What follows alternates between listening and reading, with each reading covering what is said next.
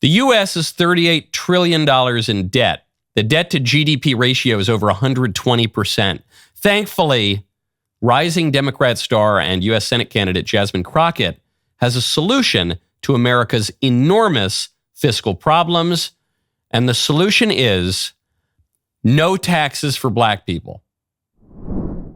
Just this past week, I saw, I don't remember which celebrity, but it was actually a celebrity. And I was like, I don't know that that's not necessarily a bad idea, but I'd have to think through it a lot. One of the things that they propose is black folk not have to pay taxes for a certain amount of time, because then again, that puts money back in your pocket. But at the same time, it may not be as objectionable to some people about actually giving out dollars.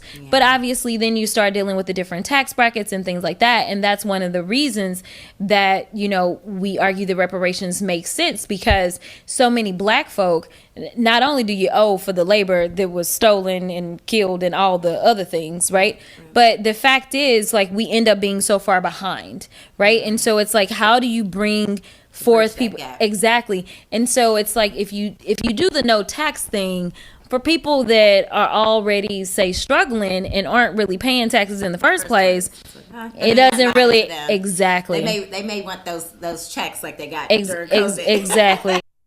Now, some will object that the median black taxpayer already receives a significantly greater proportion of benefits to taxes paid relative to the median white taxpayer. However, others will observe that Sicilians are arguably North African, and I own a very convincing Coogee sweater from the 1990s, and I look forward to making those honky devils pay all the taxes, my fellow Nubian kings. I'm Michael Knowles. This is The Michael Knowles Show.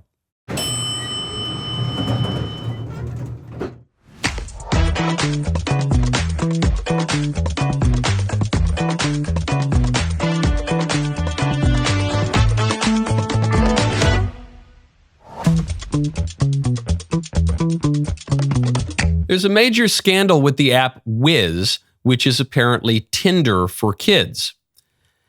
Tinder for kids. Tinder for what now? Tinder for who? What app is there? Tinder for kids. This on top of the Trump administration rescuing 62,000 migrant children from sex trafficking, from forced labor. Anyway, we'll get to all Tinder for kids.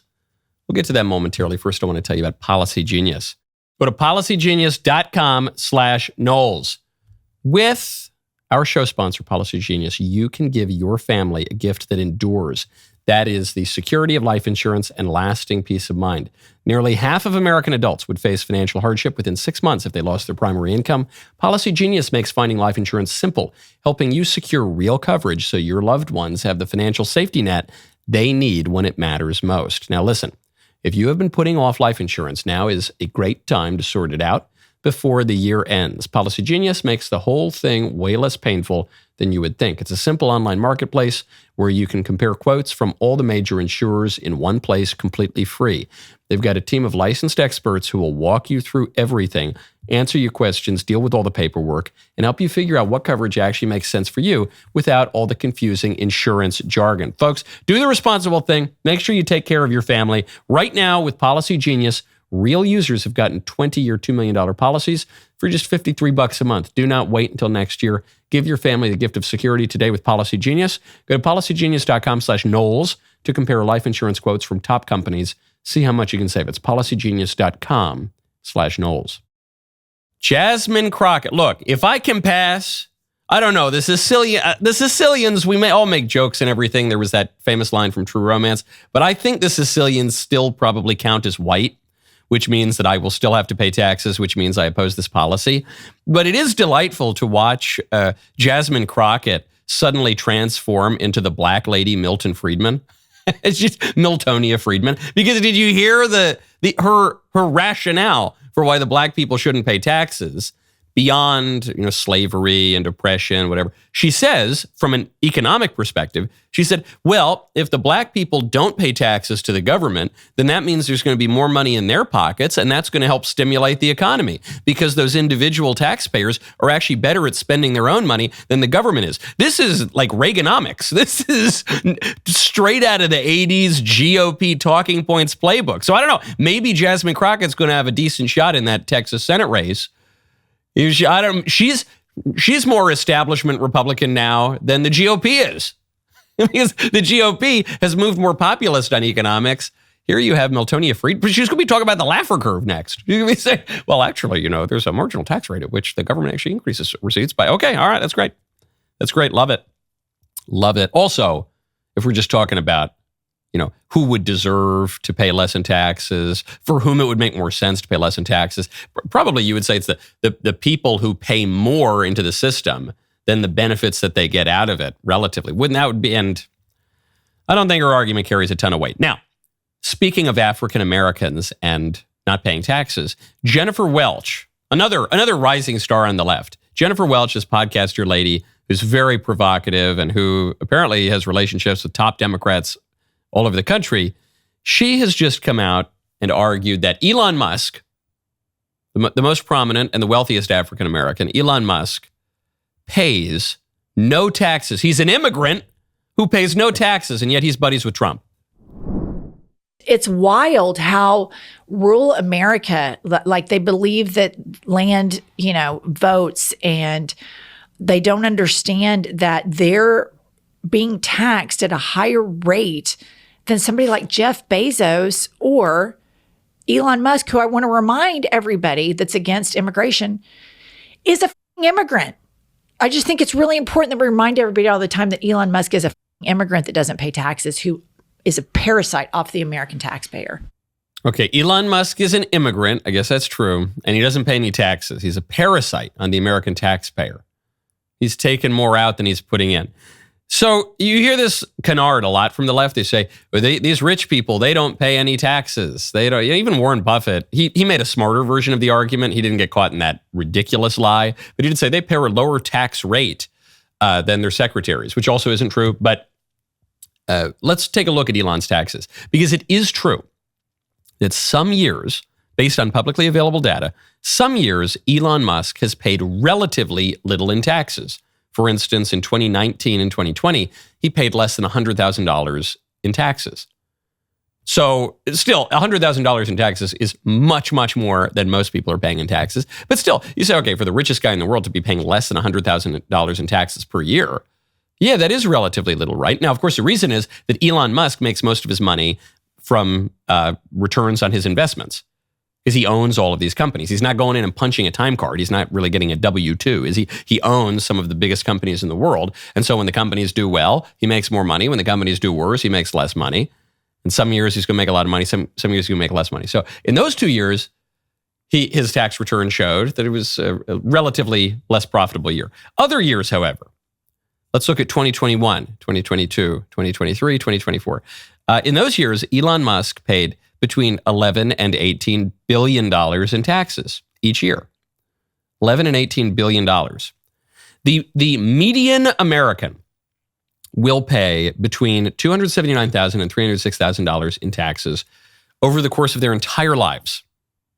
That is income tax, that is federal income tax, that is state tax, that is capital gains tax, that is FICA, your Social Security, and all. That's all those taxes. They're going to pay between $279,000 and $306,000 in the course of their lives.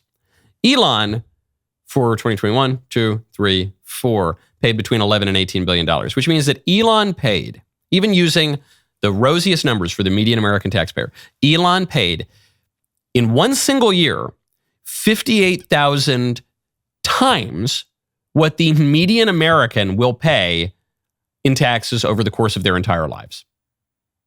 58,000 times. And then, just to hit her point right on the nose, she says, and Elon's an immigrant. So then when you look at the immigrants who don't really contribute to America relative to the native population, who contribute much less to America relative to the native population, Elon, in one single year, pays 73,000 times what the average immigrant to America will pay over the course of their lifetime. So I don't know that this is really an argument that the left wants to get into. I think it's a little bit weak, and it's certainly disingenuous. It's certainly totally false. Now, the left has made hay with this kind of argument before. I don't know. I think that's shifted. I think people see now the reality of immigration. What we were told for our whole lives is diversity is our strength. And, Americans are lazy and fat and stupid, and we need to be culturally enriched by immigrants. We don't really look into who those immigrants are. Now I think we're seeing the reality of it, which is that the immigrants who cross the southern border do so with the help of criminal cartels, terrorist cartels, actually. And the Somalis who come over here bilk the Minnesota taxpayer for $1 billion, and they pay less in taxes, and they take more in welfare, and they commit way more crimes, especially if you include immigration crimes. And they phrase social solidarity, not even necessarily through any fault of their own. They just come from different cultures. They just doesn't pan out. And if you are going to take any immigrants at all, guess which immigrants it's going to be. If I had my druthers, it would probably be my favorite African American immigrant. Is it going to be an African American immigrant? You mean African immigrant? And you could be anyway. It would be Elon. I think he would probably be better for America than the Somalis, the pirates who come over and steal $1 billion. The left would say the opposite. The left would say, no, we hate the guy who built this big company and is really helping America on the global stage and help get Trump elected. And we want the Somali pirate. Okay, well, let's dig into Elon a little bit, because Elon's gone viral for a comment that he just made on the Katie Miller podcast. Elon was asked, not about money, not about immigration, not about politics. He was asked about religion, what he believes. Here's his answer. Who do you look up to the most? The Creator. What's your current position on God? God is the Creator. You don't believe in God, though, do you? Well, I believe this universe came from something. People have different labels.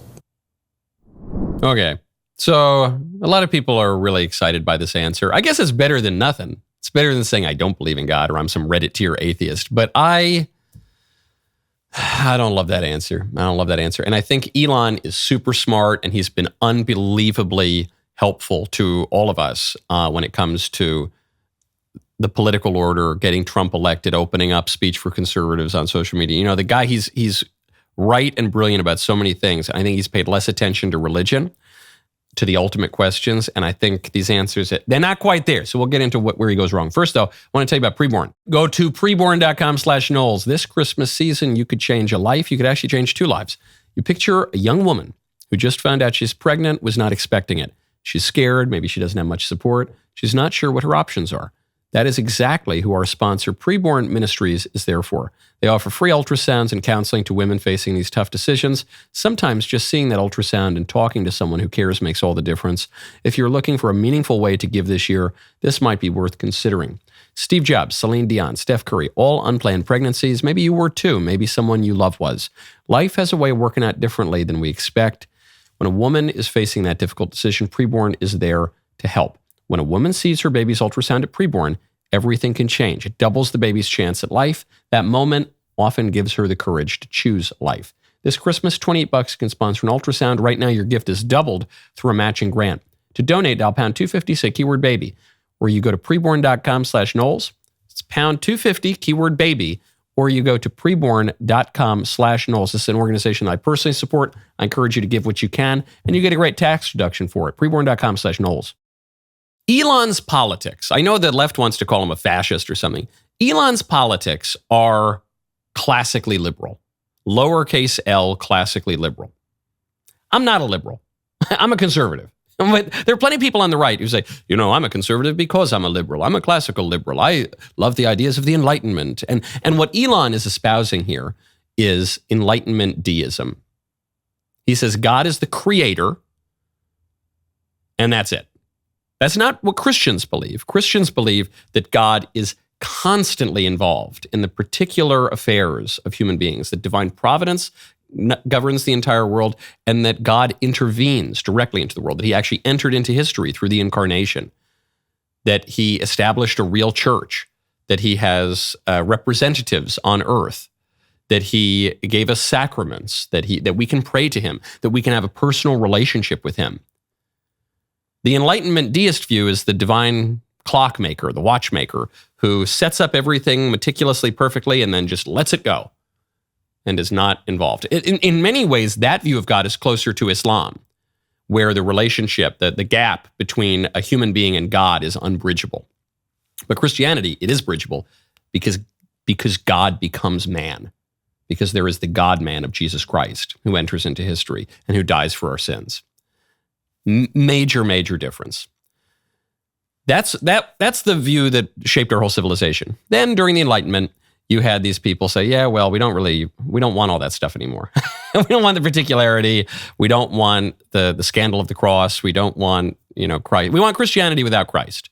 So yeah, we believe in God because the existence of God can be known with certainty by natural reason. We know that the universe doesn't come from nowhere, as Elon rightly points out. But that's it. That's the furthest we're willing to go. Okay, all right, fine. That's a very common view, but it's insufficient. It doesn't explain the religious longing that human beings have. It doesn't explain our intuitions. It doesn't really totally explain the intelligibility of the universe. It doesn't answer our questions.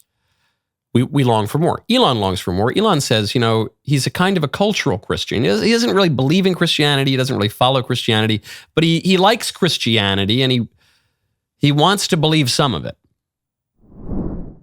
I believe in the teachings of Christ. I believe, that he's I believe in the Christian principles. Love thy neighbor. I believe in turn the other cheek, which is very important to have forgiveness. Because if you don't have forgiveness, then you have an endless cycle of retribution. Okay, I believe in the Christian principles. Again, here, and I mean this a little bit as a compliment, largely as a compliment.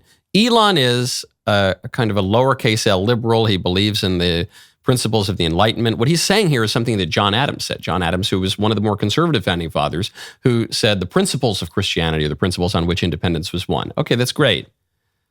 So he says he's culturally Christian, but he's not a practicing Christian. He doesn't belong to the church. He doesn't avail himself of the sacraments. He doesn't respect the authority of the church necessarily. But he says, look, even though I'm not really a Christian, I believe in Jesus' teachings. I really respect you. He's a great moral teacher. Okay, a lot of people say this. I love Jesus' teachings, but I don't necessarily believe that he's God. I said, well, that's tough because one of Christ's teachings is that he's God. So you can't really say that. You can't really say, look, I don't believe that Christ is God. I don't believe in Christianity as a religion, but I think he was a great moral teacher. Well, one of the things he taught is that he's God. So I guess you don't believe in his teachings. Well, I like, the teachings about be nice. He didn't really say be nice, first of all. He said, love your neighbor. He said, pray for those who persecute you. He said, love the Lord your God above all things and your neighbor as yourself. Okay. He said those things. He also said, if you don't eat my flesh and drink my blood, you have no life in you. He also taught that. Do you believe in that teaching? Do you believe that you have to take up your cross and carry it? Do you believe that Christ is the way, the truth, and the life, and the only way to the Father is through the Son? Do you believe? Because that's what he taught too. And so if you say, I believe Jesus is a great moral teacher, but he's not God, that's a contradictory statement. Or at best, the most charitable read of that view is that you think Christ is a great moral teacher and a liar. How can a liar be a great moral teacher? Liars are immoral. Or you think he's a great moral teacher, but he's a lunatic. Well, if he's a lunatic, then he's not a great teacher, is he? Because teachers have to teach the truth. Teachers have to have a grasp on reality. It just doesn't make sense. One of Christ's teachings is that the poor will always be with us. Elon recently said that we're going to eradicate poverty soon. I don't mean to beat up on Elon.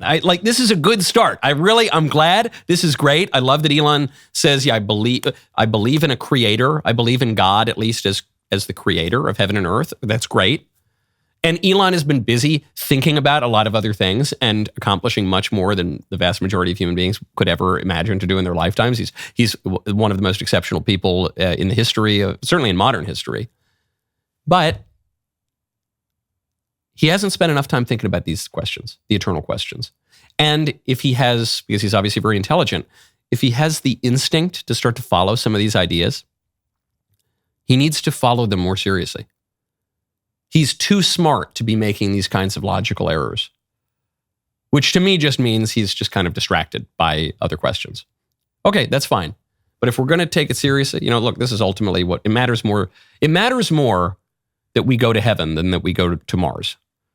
Because even if you make it all the way to Mars, you're going to die eventually. You're going to turn to worm food or Mars worms, Martian food. I don't know. But eternity matters more than temporality. So we got to take these ideas seriously. Very, very important. Okay, speaking of authority and religion, President Trump issued a magnificent religious statement. We'll get to that momentarily. First, I want to tell you about Vandy Crisps. Go to vandycrisps.com/Knowles. Did you know that all chips and fries used to be cooked in tallow until the 1990s when big corporations switched to cheap processed seed oils? Today, seed oils make up 20% of the average American's daily calories. They've been linked to metabolic issues and inflammation. Our sponsor, Vandy Crisps, saw a big problem in the snack aisle and decided to do something about it. They created an incredible potato chip with just 3 simple ingredients, no seed oils, just heirloom potatoes, sea salt, and 100% grass-fed beef tallow. That beef tallow is not just there for the amazing flavor. It's loaded with nutrients that are fantastic for your skin, brain, and hormones. When you snack on Vandy, it is completely different from eating regular chips. You feel satisfied, light, and energetic without any crash, bloat, or that gross, sluggish feeling you get afterwards. Personally, my favorite Vandy is original. It's the original. It's the best one. The other ones are good too, the barbecue and all this, but the original is actually the best one. It's the best chip you're ever going to have in your entire life, period, full stop. These are 100% American made, zero compromises. They're like a different thing. What you've been having is the shadow on the wall of Plato's cave of a potato chip, and you can walk out into the beautiful sun of the Elysian fields and eat what a potato chip is supposed to be. The beef tallow makes them totally satiating too, so you're not going to get hungry after. Are you ready to give Vandy a try? Go to vandycrisps.com/Knowles. Use code Knowles for 25% off your first order. That is vandycrisps.com/Knowles. Code Knowles, 25% off your first order. Don't feel like ordering online? That's fine. Vandy is available nationwide at your local Sprouts. Stop by and pick up a bag before they're gone. President Trump. This was on the Feast of the Immaculate Conception on Monday. I know it's Wednesday, but I really want to get to it. President Trump sends out this presidential message. This is on a feast commemorating the traditional Christian idea and the dogmatically Catholic idea, in fact, as far as I'm concerned, that Mary was conceived without sin. That Mary, being the new Eve, being the ark of the new covenant, was immaculate, preserved by a singular grace from her son from the stain of original sin. This is a longstanding Christian belief. It was defined dogmatically within the Catholic Church. Many Christians, baptized Christians who are not Catholic, believe in this. Some baptized Christians don't believe in this, but nevertheless, this is what President Trump had to say. Today, I recognize every American celebrating December 8th as a holy day honoring the faith, humility, and love of Mary, Mother of Jesus, one of the greatest figures in the Bible. On the Feast of the Immaculate Conception, Catholics celebrate what they believe to be Mary's freedom from original sin as the Mother of God. She first entered recorded history as a young woman when, according to Holy Scripture, the angel Gabriel greeted her in the village of Nazareth with news of a miracle. "Hail, favored one, the Lord is with you. You will conceive in your womb and bear a son, and you shall name him Jesus." In one of the most profound and consequential acts of history, Mary heroically accepted God's will with trust and humility. "Behold, I am the handmaiden of the Lord. May it be done to me according to your word." Mary's decision forever altered the course of humanity. 9 months later, God became man when Mary gave birth to his son, Jesus, who would go on to offer his life on the cross for the redemption of sins and the salvation of the world. A beautiful, beautiful religious statement. And even if you don't agree with the Immaculate Conception yet, even if you don't agree with that as a matter of religion, surely you must say, this is wonderful that President Trump is speaking about religion and about Christianity in this open way. This was very common in American history until the last few decades, and things have gone to pot in the last few decades, and now he's doing it again. But here's the real key. It says, for nearly 250 years, Mary has played a distinct role in our great American story. Here's the political import coming out of the White House. In 1792, less than a decade after the end of the Revolutionary War, Bishop John Carroll, the first Catholic bishop in the U.S. and cousin of the signer of the Declaration of Independence, Charles Carroll, only Catholic to sign the Declaration, consecrated our young nation to the Mother of Christ. Less than a quarter century later, Catholics attributed to General Andrew Jackson's stunning victory of the British in the climactic Battle of New Orleans to Mary.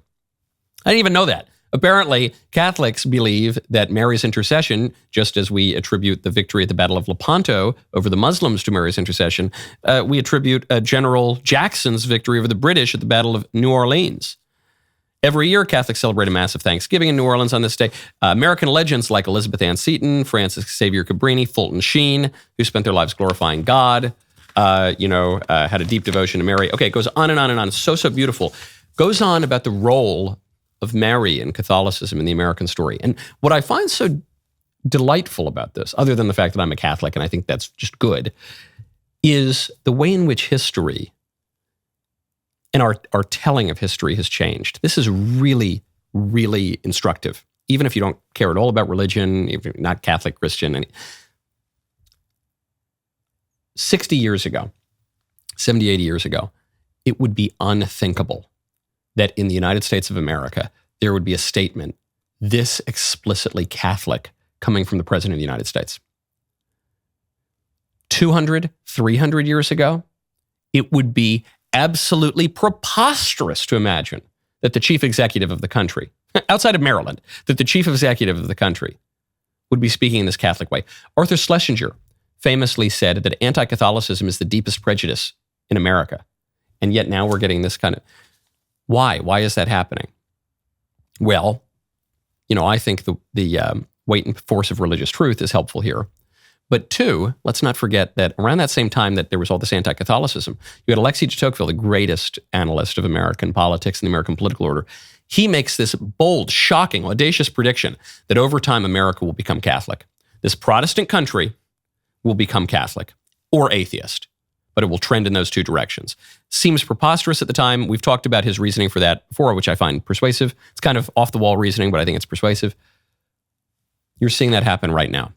And even beyond the level of religion, even if you're Catholic, if you're anti-Catholic, if you're anti-Christian generally, this is what happens in history. Our history changes, the telling of history changes, because our self-conception constantly changes, because our country is constantly changing, because political orders are dynamic. There's nothing wrong with that. Some people say that's revisionism. That's crazy. No, it's just, that's how history is told. That's just how history works. When I was a kid, Reagan was the man, Nixon was terrible. Now, these days, a little shine has come off of Ronald Reagan and Nixon's been vindicated again. That happens. That plays on every level of politics, at every level of history. History is necessarily rewritten. And I, for one, am quite excited by the way that I think certain truths are really coming to the top of history. Let's not forget, all of the Americas dedicated to the Tilma, Our Lady of Guadalupe, this Marian apparition that led to the conversion of millions of indigenous. That's a story for another time. Okay, speaking of presidential power, there's a major argument going on right now at the Supreme Court over presidential power. This is Trump v. Slaughter, and the argument is over whether or not President Trump has the right to fire people in the executive branch. It's like ridiculous. For most people, they hear this and say, hold on, you're asking if the President of the United States, the head of the executive branch, has the right to fire people in the executive branch? But for 90 some odd years now, we have been told, no, the president doesn't. This was a major issue in Trump's first term. He wanted to drain the swamp. He was elected to drain the swamp, but he couldn't drain the swamp. He couldn't fire people, even within the branch of government that he supposedly controlled. So the court is hearing these arguments now. And as we all expect, Justice Ketanji Jackson comes in with the most preposterous arguments any of them are making.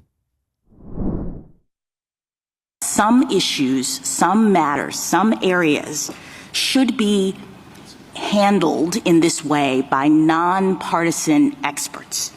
That Congress is saying that expertise matters with respect to aspects of the economy and transportation and the various independent agencies that we have. So having a president come in and fire all the scientists and the doctors and the economists and the PhDs and replacing them with loyalists and people who don't know anything is actually not in the best interest of the citizens of the United States. These issues should not be in presidential control.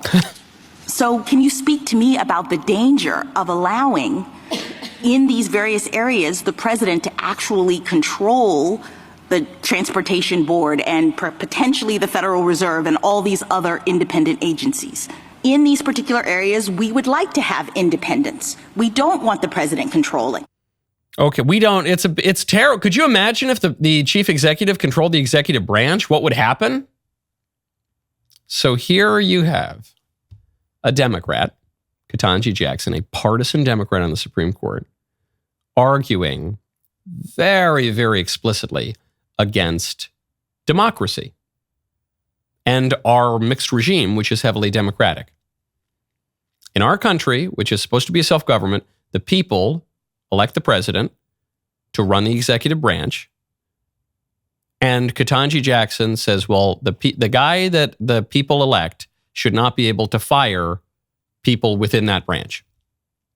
We can't let the president, elected by the people, have control. We need to give power to the experts and the PhDs and the technocrats and the supposedly independent individuals who can govern us better than we can govern ourselves. An argument coming from a partisan Democrat on the Supreme Court to try to control the executive branch. Where did this even come from? This all comes from a case in 1935, Humphreys Executor versus the United States, which was a case that established this notion that the president does not totally control the executive branch. And let's just zoom it out a little bit from 90 years ago. Should the president be able to control the executive branch? Today, the Democrats are saying no. The Democrats are saying no because the president is Donald Trump. However, one imagines that if we had a Democrat president in office, they would support substantially more authority for the president. So then let's try to take the parties out of it generally. Should the president have more power or less power over his own branch? Not the power to fire Supreme Court justices, not the power to fire members of Congress, just the power over his own branch of government. The consensus view today among both parties, I think, is that the chief threat to liberty comes from the president having too much power. I hear this on the right just as much as I hear this on the left. We need to give Congress more power. Or we need to give the Supreme Court more power. The Supreme Court already has a lot of power. And then when the Supreme Court does things that Democrats don't like, they say we need to pack the Supreme Court. We need to weaken the Supreme Court. But they all agree we need to weaken the power of the president. That's how we'll defend liberty. I think that's ridiculous.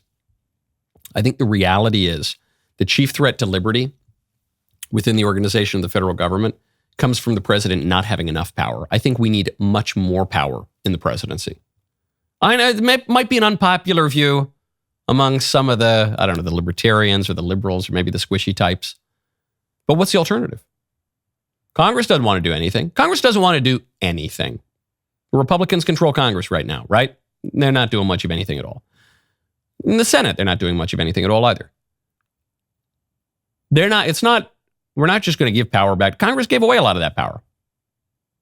So the question is not who's going to control things, president or Congress. The question is who's going to control things, the president or the technocrats, the bureaucrats, we call it the deep state. What's better? Now, I'm not even going so far as to say we need to abolish the federal agencies. I'm not even going so far as to say that we shouldn't have bureaucrats. Every big government has bureaucrats. I get that. It's been true for the whole history of the world. I'm just saying that the chief executive ought to be in charge. I don't think our constitutional system is such that the deputy assistant deputy functionary at the Federal Trade Commission has power over the president of the United States. That's totally crazy. This is what is meant by the unitary executive theory. It's a pretty simple theory. It's that the chief executive has control over the executive branch. Isn't that simple? A lot of the last 10 years of politics has been upending conventional consensus understanding. And I think one of the biggest ones is the real threat to liberty is not from a president who's too strong. It's from a president who's too weak.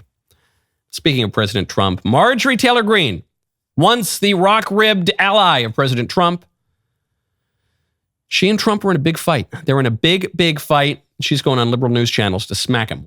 All right, folks, go to dailywire.com/subscribe. Our Christmas sale is live right now, 40% off, and you get everything with those annual memberships. You get the shows, you get the docs, you get What is a Woman? You get the documentary of the decade, Am I Racist? You get exclusive series, you get the 7-part epic Pendragon cycle, you get all of it, uncensored, ad-free daily shows from the most handsome voices in conservative media. dailywire.com/subscribe right now, 40% off all annual memberships. I want to tell you about Tito Bandito 6, who says, this is just generally speaking, I don't know if this is directed at Jasmine Crockett or someone else, but says, you are without doubt the dumbest congressman I've ever heard of, but you have heard of me.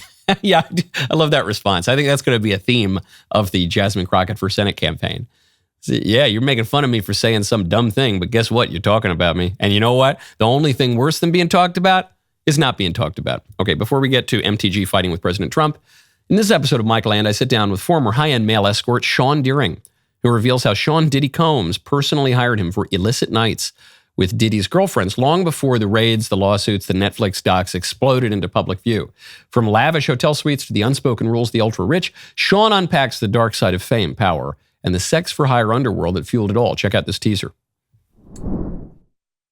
So I don't know who I'm seeing, and so I show up to the address, I go up to the door, knock, and she opens the door. So you say it's very performative. She's like, okay, sit there. She puts the towel down. She's like, hey, just pour the baby oil all over me. And I see like the little slit in the room. There were times in the sessions where I saw that demon, the demon that she talked about. Personal demon, these are the demons that are afflicting me, or Diddy.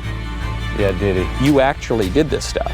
Your name and your picture were revealed in court. Revealed in court, and then it was started to go mainstream when 50 posted that picture. So this guy is a sex-crazed animal. She was under his control. Because there's video of him beating her in a hallway. I was supposed to be there that night. I was supposed to.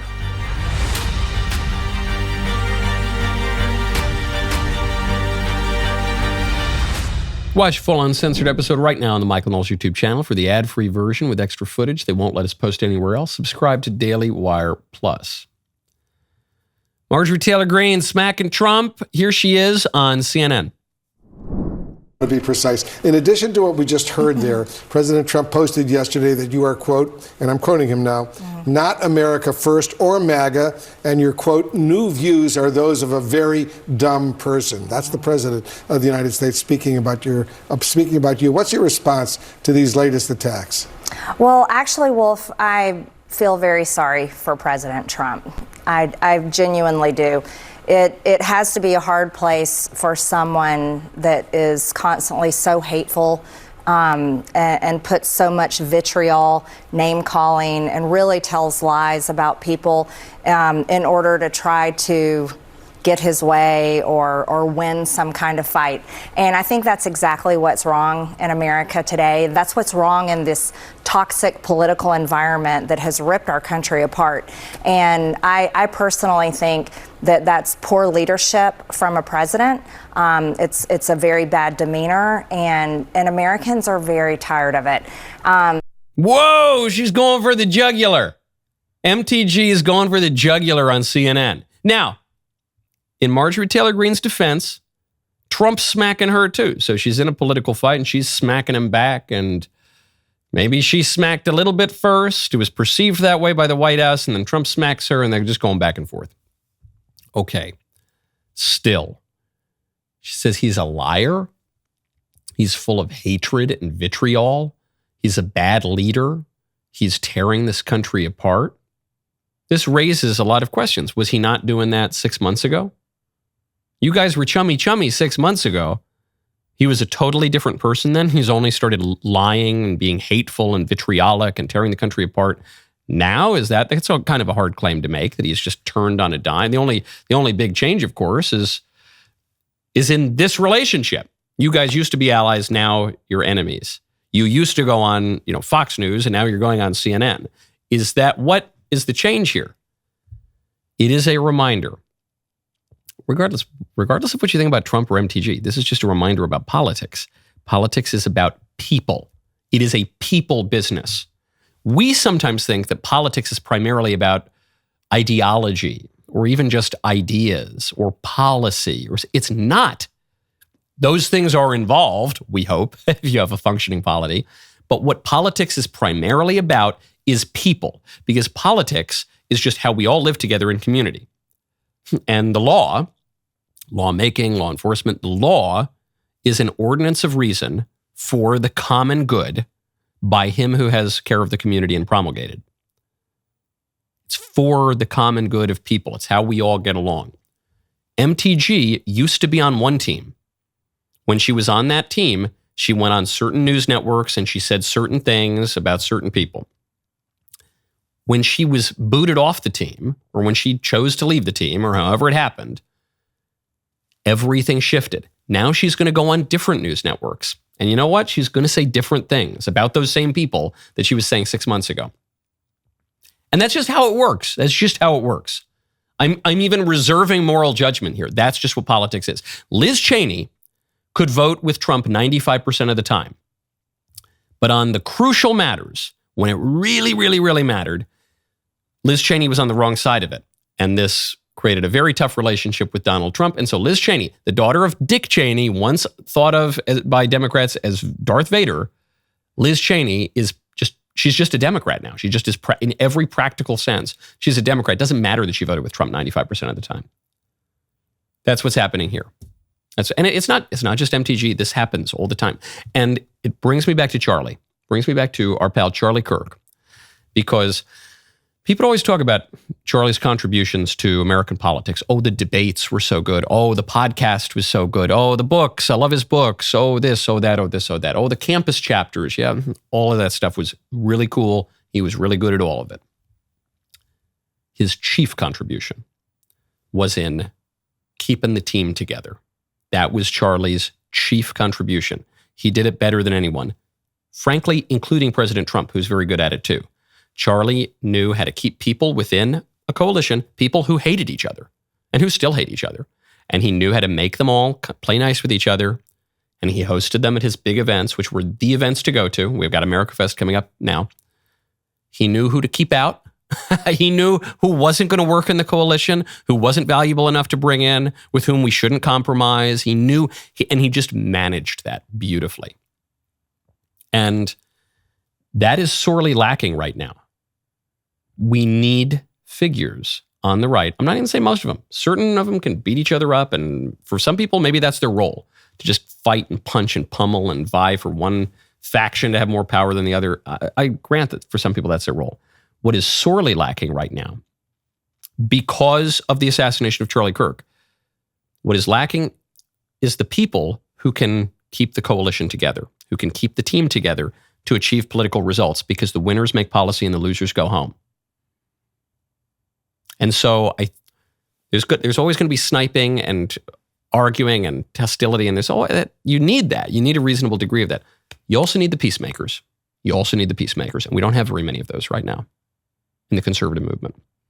And that's why everyone was willing to pick up and carry on Charlie's legacy when it comes to the debates and the speaking events and this. How many people are willing to pick up the legacy of the peacemakers to keep the team together to win? I don't see as much of that. Unfortunately, I don't see. I see it somewhere. I see it in some places. I think the vice president's done a good job of that. I think but I'd like to see more of it. Okay, speaking of the Trump administration, some big people are all sniping at even from the right at the Trump administration. Here's a big win that's flown under the radar: is Tom Homan, border czar, on just a little thing that the Trump admin has done, namely save 62,000 migrant children from sex trafficking and forced labor. I look at the numbers every day. On Friday, I looked at the numbers. There's over 62,000 children found by the Trump administration. Children that weren't even being looked for under the Biden administration. President Trump saved over 62,000 children's lives. Some of these children were in sex trafficking, we found them. Some were in forced labor. Some were being mistreated. I can't even discuss some of the mistreatment we found out about. President Trump, again, proves why he's the greatest president in my lifetime. Over 62,000 children rescued by President Trump. Again, children that were ignored and weren't being looked for under President Biden. 62,000 migrant children. This is an important point because it comes from even the concerns on the left. Oh, won't somebody please think of the children? These poor migrant children who show up to the border unaccompanied. Yeah. Okay, you're right. There were a lot of those under the Biden administration. But their answer was, that's why we have to let them into the country. That's why we have to encourage more unaccompanied children to come into the country. What do you think happened to those kids? What do you think happened? They came in and were just immediately adopted into a loving home. And they got to sit down and have their first Thanksgiving dinner. Wow, isn't that so nice? And they get their own little bedroom and their own little race car bed. And they're totally taken care of and not at all exploited. Is that what you think happened? What would happen if you were at a public park and you were there with your kid and you walked away for 10 minutes, what do you fear would happen? You fear that someone would take your kid or victimize your kid in some way, right? 10 minutes unaccompanied at a public park in America. What do you think happens to these kids who are hanging out with the cartels in Mexico and then who are smuggled into the United States with no document trail? What do you think happens to those kids? What do you think happens to like most of those kids? There was a study came out, this is a long time ago now, even before these really hot migration debates. It was 2006, 2007, said that it was from Fusion and Amnesty International, reported in the Huffington Post, 60 to 80% of girls who cross the border illegally are raped or sexually assaulted along the way. You think it was once? There's a great point from the Trump administration. Even on the left's own terms, the necessary implication of unaccompanied children at the border are that these kids are being exploited for their labor, sexually exploited. It's a necessary implication. And to encourage that to continue is to encourage the abuse. Okay, one last bit. I mentioned it at the top of the show. This is truly horrifying. Do you know there's a Tinder for kids? You know Tinder, the dating app, you swipe, swipe, swipe. There's a Tinder for kids. It's called Wizz. Just learned about this from The Hill. There's a whole expose on it. I think my senator, Marsha Blackburn, is leading the charge on this. Says that there's a same iconic right swipe left functionality. Swipe right, swipe left functionality. You know, yes, I want to talk to you. No, I don't want to talk to you. Same purpose as Tinder, to meet up with strangers. Only this time it's targeted at both teens and adults. What is the result of this app design? A 12-year-old girl meeting up with a supposed 14-year-old boy that Wizz connected her with, only to discover the boy was an adult male who sexually assaulted her. An 8th grader being sexually abused by a 27-year-old man, then finding out she was one of several underage girls he had groomed through Wizz. An 11-year-old girl being sexually assaulted by a U.S. Marine she met on Wizz. All of this in the last year alone. I'm reading this just straight out of The Hill. There are many more cases.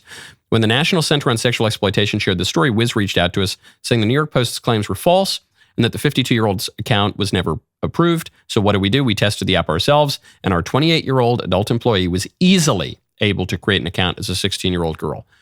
So everyone's reaction to this is, Tinder for what? Tinder for who? Tinder for kids? How on earth did this app get approved? How is this in the App Store? Why wouldn't it be? Why wouldn't it be? By the dominant logic of how we treat children and sex today. Why wouldn't it be approved? It is taught in virtually every public school in America that a child has the right to private decisions about his or her sexuality.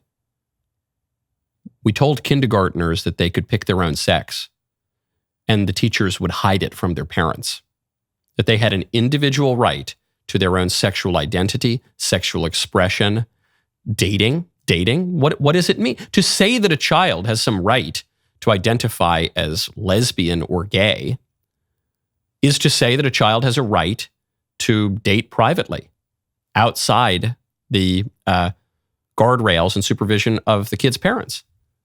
Right? What is it to be lesbian or gay? That very identity is oriented toward dating people. It's oriented toward sexual relations with people. Our whole culture has now said for years, decades really, that children have the right to private sexual behavior. Is said to be perfectly fine, in some cases healthy, in health classes in public schools. So why can't they be on dating apps? They're allowed to date. They're allowed to do particularly weird sex stuff. They're allowed to learn about sex. They're allowed to look at. They're encouraged to do all of these things outside of parental supervision, but they can't do it on this one particular app. They're only allowed to date people that they meet where? In school, there are already nonprofits. There are LGBT nonprofits that create chat rooms for kids to talk about their sex. Doesn't the Trevor Project do that? So I don't know. I mean, look, obviously Wizz should be illegal. And frankly, if they keep it up, they should be prosecuted. But is Tinder for kids all that different from what the LGBT nonprofits and the public schools are doing? I don't really see it. Okay. Today's Theology Thursday, and I've got Kirk Cameron coming up to talk about one of my kids' favorite shows. The rest of the show continues now. You do not want to miss it. Become a member. Use code Knowles, KNWLES at checkout for 2 months free on all annual plans.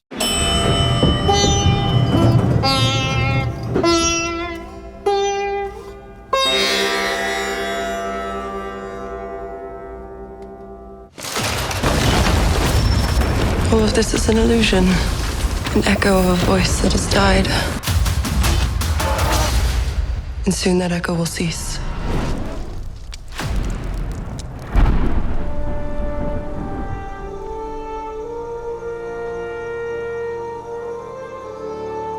They say that Merlin is mad.